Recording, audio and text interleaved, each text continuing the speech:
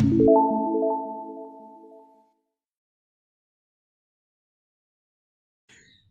And welcome. मेरा नाम इमरान फ़ारूक है। इस वीडियो में हम डिस्कस करेंगे लॉ ऑफ डिमांड। हमने पिछली वीडियो में डिस्कस किया था डिमांड क्या होता है, तो इस वीडियो में हम लॉ ऑफ डिमांड के बारे में डिस्कस करेंगे। तो लॉ ऑफ डिमांड जो है ये क्या एक्सप्रेस करता है, सबसे पहले हम ये देखेंगे कि लॉ ऑफ डिमांड जो है it expresses relationship between quantity demanded and it's price. और ये रिलेशनशिप जो है ये कैसा है, ये इन्वर्स रिलेशनशिप है। कहने का मतलब ये है कि लॉ ऑफ डिमांड जो है वो इन्वर्स रिलेशनशिप शो करता है किसके बीच में, quantity demanded and it's price. अब ये इन्वर्स रिलेशनशिप जो है it's based on other things remaining equal, कि दूसरी सभी चीज़ें जो है उनको हमने इक्वल रखना है, बराबर रखना है, उनमें कोई भी चेंजिंग हमने नहीं लानी है। ये अदर थिंग्स क्या है, the other things remaining equal implies that all other determinants of demand, के डिमांड के दूसरे सभी डिटर्मिनेंट्स जो हैं उनमें हमने कोई भी चेंजिंग नहीं लानी है। दूसरे डिटर्मिनेंट्स जो हैं क्या है कि प्राइस ऑफ रिलेटेड गुड्स, जिसमें सब्स्टिट्यूट गुड्स की प्राइस और कंप्लीमेंट्री गुड्स की प्राइस, उनमें कोई भी चेंजिंग नहीं लानी है। इनकम ऑफ द कंज्यूमर में कोई भी चेंजिंग नहीं लानी है। टेस्ट और प्रेफरेंसेस में कोई भी चेंजिंग नहीं लानी है और एक्सपेक्टेशंस में कोई भी चेंजिंग नहीं लानी है। अब देखेंगे हम लॉ ऑफ डिमांड जो है इसका स्टेटमेंट क्या है, कि law of demand states that other things remaining constant the demand for good x tends with the decrease in price and contracts with the increase in price. के लॉ ऑफ डिमांड ये कहता है कि अगर हम दूसरी सभी चीज़ों को कांस्टेंट रखें, मतलब दूसरे सभी डिटर्मिनेंट्स को हम कांस्टेंट रखें, तो किसी भी कमोडिटी की डिमांड जो है वो बढ़ेगी जब उसकी प्राइस कम होगी, और जब प्राइस उसकी बढ़ेगी तो उसकी डिमांड जो है वो कम हो जाएगी। कि किसी भी कमोडिटी की डिमांड जो है बढ़ेगी जब उसकी प्राइस कम होगी, और उसकी प्राइस अगर बढ़ेगी तो डिमांड जो है वो कम होगी। तो मार्शल के वर्ड्स में अगर हम देखेंगे कि मार्शल ने किस तरह लॉ ऑफ डिमांड को डिफाइन किया, उसने बताया कि the amount demanded increases with the fall in price, कि जो अमाउंट डिमांडेड है वो इंक्रीज करेगा अगर प्राइस फॉल करेगी, और अमाउंट डिमांडेड डिमिनिश करेगा, मतलब कम होगा अगर प्राइस जो है वो राइज करेगी। ये जो है मार्शल ने बताया। अब सबसे पहले हम लॉ ऑफ डिमांड की अजम्पशंस देखेंगे। हमने अजम्पशंस जो है इसमें क्या ली हैं कि there is no change in the taste and preference of the consumer. Taste and preference जो है ये डिटर्मिनेंट है डिमांड का, इसमें कोई भी चेंजिंग नहीं आएगी। Income of the consumer, second assumption है कि इनकम ऑफ द कंज्यूमर जो है एक कांस्टेंट रहेगी, इसमें कोई भी चेंजिंग नहीं आएगी। There is no change in the customs, कोई भी रिवाज वगैरह उसमें कोई भी चेंजिंग नहीं आएगी। There should not be any substitute of the commodity, इस कोमोडिटी का कोई भी सबस्टिट्यूट नहीं होना चाहिए। Price of related goods do not change, और रिलेटेड गुड्स जो सबस्टिट्यूट गुड्स हैं और कॉम्प्लीमेंट्री गुड्स हैं उनमें कोई भी चेंजिंग नहीं आएगी। Consumer do not expect any significant change in the availability of commodity in the near future, के आगे आने वाले फ्यूचर में जो कंज्यूमर है उसको ये मतलब ये एक्सपेक्ट नहीं करना है, कि ये एक्सपेक्ट नहीं करेगा वो कि आने वाले जो नियर फ्यूचर में है उसकी अवेलेबिलिटी में कोई फ़र्क पड़ेगा, कि नियर फ्यूचर में इस कोमोडिटी की अवेलेबिलिटी में जो है कोई फ़र्क पड़ेगा, कि अवेलेबिलिटी कम होगी या अवेलेबिलिटी ज़्यादा होगी, ये जो है बिल्कुल कंज्यूमर ने एक्सपेक्ट नहीं करना है। अब सबसे पहले हम देखते हैं इसकी एक्सप्लेनेशन क्या है। देखिए यहाँ जो है ये डिमांड शेड्यूल है यहाँ पे, कि जब जो कमोडिटी एक्स है जब उसकी ₹10 है प्राइस, तो उस वक्त डिमांड जो है वो 100 यूनिट्स है। जब ₹9 है उसकी प्राइस, तो उसकी डिमांड जो है 150 है। जब ₹8 है तो उसकी जो डिमांड है वो 200 यूनिट्स है। तो यहाँ पे देखिए एक्स एक्सेस में क्वांटिटी डिमांडेड है और वाई एक्सेस में जो है प्राइस है कमोडिटी एक्स की। अब डिमांड करू जो है यहाँ पे डी है, डी डैश जो है ये डिमांड करू है। ये डिमांड करू हमें क्या शो करता है, demand curve D shows demand for commodity X extends from OL to OL1, यहाँ पे O है कि OL से डिमांड जो है वो बढ़कर कमोडिटी की वो OL1 हो जाती है। कब, जब प्राइस OP से OP1 फॉल करती है। इनिशियल प्राइस जो है वो OP थी, डिमांड जो है वो कम हो प्राइस जो है वो कम होके OP1 हो गई। तो पहले जब OP प्राइस थी तो उस वक्त जो डिमांड थी वो OL थी। जब OP1 डिमांड प्राइस कम हो गई तो डिमांड जो है वो बढ़ गई, वो OL1 हो गई। यहाँ पे ये वाला जो है ये इनिशियल प्राइस और डिमांड है, और ये सेकंड वाला जो है ये जो है बाद में जब चेंज होके ये प्राइस और डिमांड है।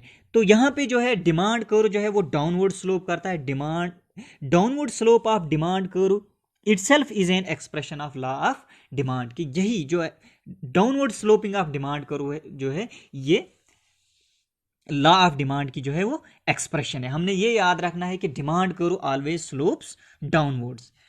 अब क्या रीजन क्या है, वजह क्या है जिससे ये डिमांड कर्व जो है ये डाउनवर्ड स्लोप इसका होता है? Causes of downward sloping of demand curve, क्या रीजंस है जिनकी वजह से डिमांड कर्व जो है वो डाउनवर्ड स्लोप उसका होता है? सबसे पहले रीजन जो है वो law of diminishing marginal utility. हमने पढ़ा है कि law of diminishing marginal utility क्या होता है। According to this law, as consumption of commodity increases marginal utility continues to decline, कि इस लॉ के हिसाब से किसी भी कमोडिटी की कंजम्पशन जब बढ़ती है तो उसकी मार्जिनल यूटिलिटी, जो हमको एडिशनल यूनिट कंज्यूम करके जो हमको सेटिस्फेक्शन मिलती है, वो जो है वो कम हो जाती है, वो डिक्लाइन करती है। Therefore, consumer buys more unit only when its price falls। तो किसी भी जो कमोडिटी है कंज्यूमर उसको तभी खरीदेगा जब उसकी प्राइस जो होगी वो फॉल करेगी, जब उसकी प्राइस जो है वो कम होगी, अदरवाइज कंज्यूमर उसको नहीं खरीदेगा।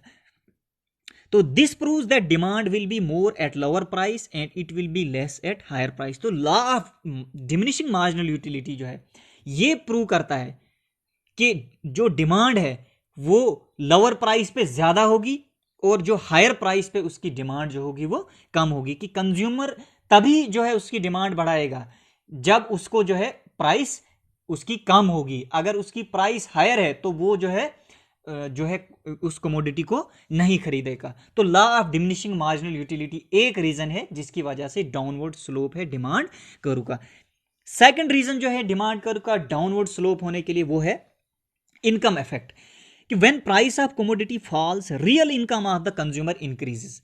जब किसी भी कमोडिटी की कीमत जो है वो फॉल करती है, मतलब कम होती है, तो कंज्यूमर के पास जो इनकम है कंज्यूमर की वो जो है वो इंक्रीज करती है। He has to spend less in order to buy the same commodity, कि अब जो है कंज्यूमर ने कम पैसे खर्च किए किसी भी कमोडिटी को, कि अगर कीमत जो है वो कम हो जाती है तो कंज्यूमर जितना पैसा पहले दे रहा था वो उसको खरीदने के लिए, अब जो है उसको उससे कम पैसे देने पड़ते हैं वही कमोडिटी को खरीदने के लिए। इसकी वजह इससे क्या हो जाता है, कंज्यूमर की जो है वो रियल इनकम जो है वो इंक्रीज होती है। अगर कंज्यूमर को पहले से कम पैसे जो है सेम कमोडिटी के लिए देने पड़ते हैं तो उसकी रियल इनकम जो है इंक्रीज करती है, बढ़ती है।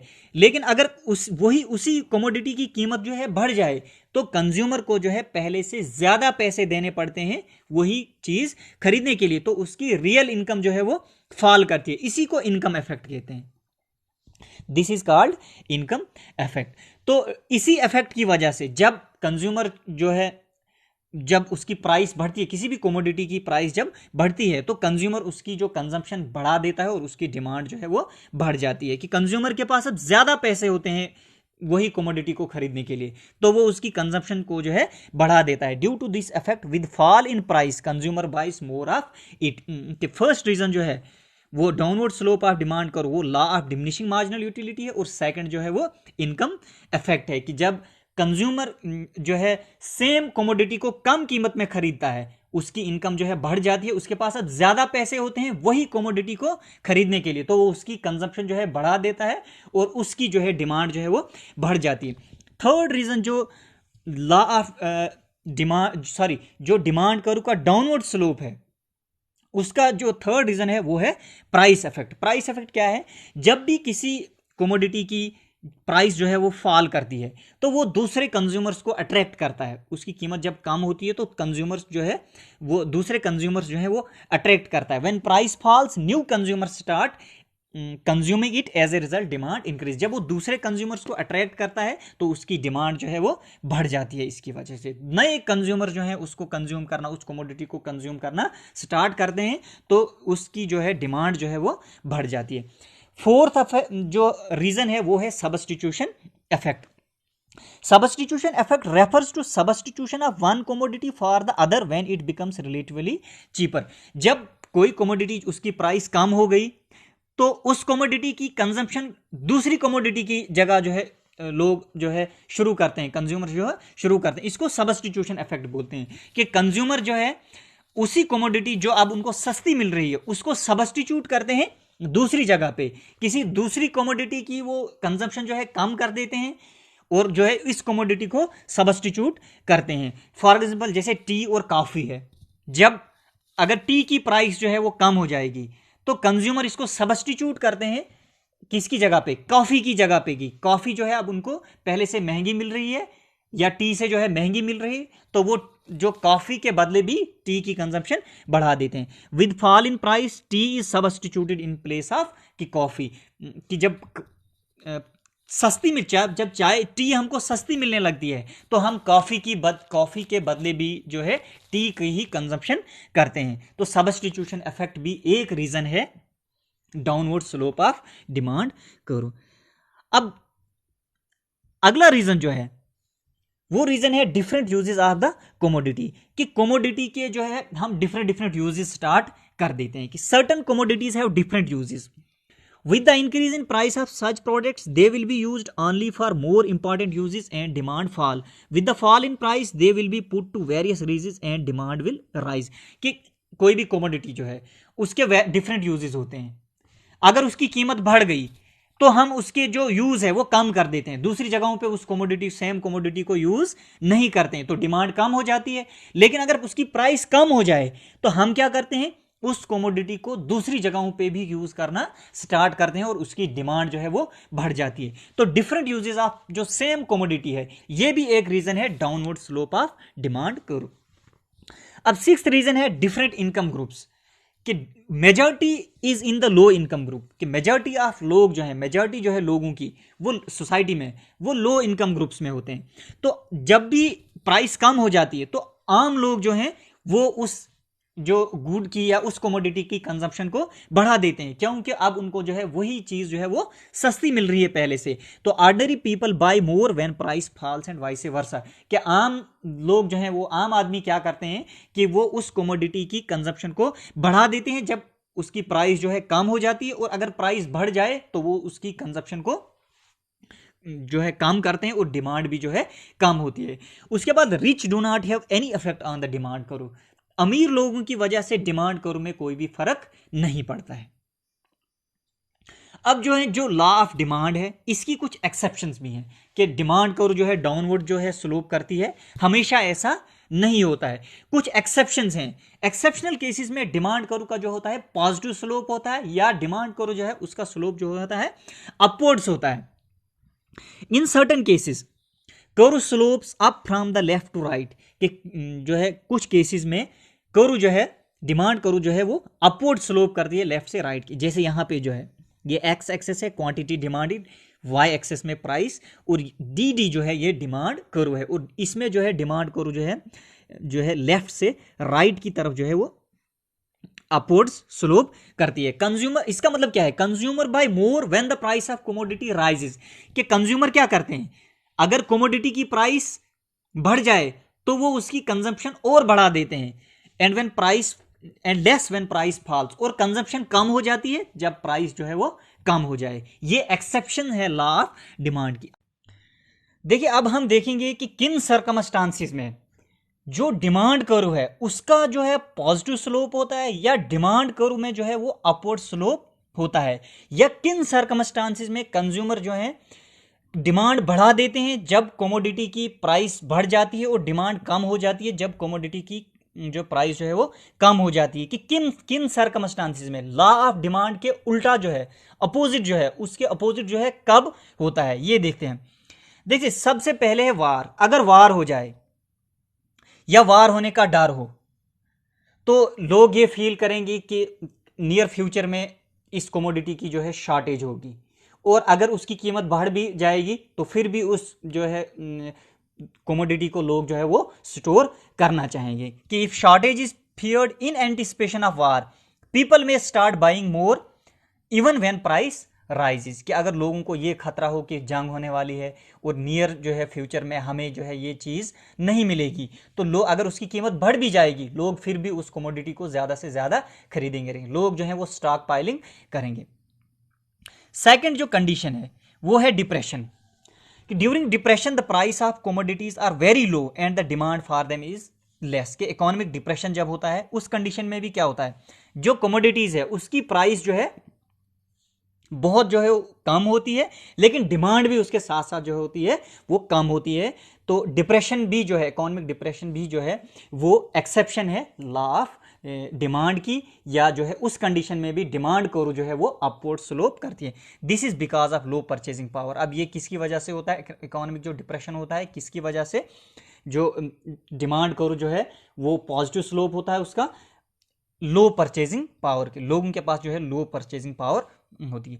अब थर्ड जो है गिवन गुड्स। देखिए गिवन गुड्स क्या होता है कि if a commodity happens to be necessity of life, अगर कोई कमोडिटी जो है वो नेसेसिटी ऑफ लाइफ है, हमें जिंदा रहने के लिए बहुत जरूरी है, जैसे वीट गुंदम है, ये हमारे लिए बहुत जरूरी है, and it's price goes up, और उसकी कीमत जो है बढ़ जाए, और उसकी कीमत जो है वो बढ़ जाए, लेकिन हमारे लिए वो बहुत जरूरी है, तो जो कंज्यूमर है वो क्या करेंगे कि दूसरी जो महंगी वाली जो चीजें जिनको वो कंज्यूम करते थे उनकी कंजप्शन को वो कम कर देंगे, और जो है वीट की कंजप्शन जो है वो बढ़ा देंगे, कि consumers are forced to control the consumption of more expensive foods like meat and fish. के कंज्यूमर जो है जो वीट से ज्यादा एक्सपेंसिव गुड्स हैं उनकी जो कंजप्शन है उनको कम कर देंगे। Wheat being the still cheapest food they will consume more of it. के वीट जो है अब भी जो है उनसे दूसरों से क्या है सस्ती है, तो जो है लोग जो है इसकी कंजप्शन को ज्यादा से ज्यादा वीट को जो है कंज्यूम करेंगे। फोर्थ जो है वो रीजन है, या फोर्थ जो है वो है इग्नोरेंस इफेक्ट, कि consumer buy more at a higher price under the influence of ignorance effect. अगर लोगों को पता ही नहीं है, लोगों को नॉलेज ही नहीं है, तो लोग उस कंडीशन में भी लोग जो है वो हायर प्राइस पे चीजें जो है वो खरीदेंगे, और इसको जो है इग्नोरेंस इफेक्ट कहते हैं। तो इस केस में भी जो डिमांड कर्व जो होगी उसका स्लोप जो होगा वो अपवर्ड्स होगा, लोग जो होंगे इग्नोरेंस में रहेंगे और वो हायर प्राइस पे जो है कमोडिटी को खरीदेंगे। फिफ्थ है व्हेन कंज्यूमर्स जजेस quality of commodity by its price. कभी कभी क्या होता है कि कंज्यूमर जो है किसी भी चीज की क्वालिटी जो है उसकी प्राइस से देखता है। अगर प्राइस ज्यादा है तो कंज्यूमर सोचता है कि इसकी क्वालिटी जो है वो ज्यादा अच्छी है, अगर प्राइस कम है अगरचे वो चीज अच्छी भी है, उसकी क्वालिटी अच्छी भी है, लेकिन कंज्यूमर ये सोचता है कि इसकी क्वालिटी जो है अच्छी नहीं है। तो इस केस में भी अगर ये हो जाए कंज्यूमर के साथ कि कंज्यूमर जो है किसी भी चीज की क्वालिटी, किसी भी कमोडिटी की क्वालिटी उसकी प्राइस से जज करे, तो इसमें भी जो है लॉ ऑफ डिमांड की वायलेशन होती है, कि law of demand is violated when consumers tend to जज the quality of commodity by its price. इस केस में भी लॉ ऑफ डिमांड की वायलेशन होती है। फिफ्थ है डेमोन्स्ट्रेशन इफेक्ट, कि कंज्यूमर जो है वो consumer will buy more of those commodities which confer distinction on the possessor. कि कंज्यूमर जो है महंगी चीज वो खरीदना इसलिए पसंद करेगा कि वो जो है उसको थोड़ा दूसरों से जो है अलग जो है बनाते हैं, कि वो ऐसी चीजें खरीदेगा जो महंगी हैं, जो दूसरों के पास नहीं है। When their prices rise on the other hand with the fall in prices of such articles, अगर ऐसी चीजों की कीमत जो है कम हो जाए तो उनकी डिमांड भी जो है वो कम हो जाती है। जैसे कि कोई जो है एक महंगी गाड़ी है, उसकी प्राइस तो बहुत ज्यादा है, लेकिन कंज्यूमर जो है उसको इसलिए खरीदता है क्योंकि उसको दूसरे से अलग लगना है। तो ऐसी जो डिमॉन्स्ट्रेशन इफेक्ट की वजह से भी जो है कंज्यूमर जो है वो जो है हायर प्राइस पे जो है डिमांड बढ़ा देता है, और इसको जो है डिमॉन्स्ट्रेशन इफेक्ट बोलते हैं। तो नेक्स्ट वीडियो में हम डिस्कस करेंगे price elasticity of demand. Thank you for watching this video.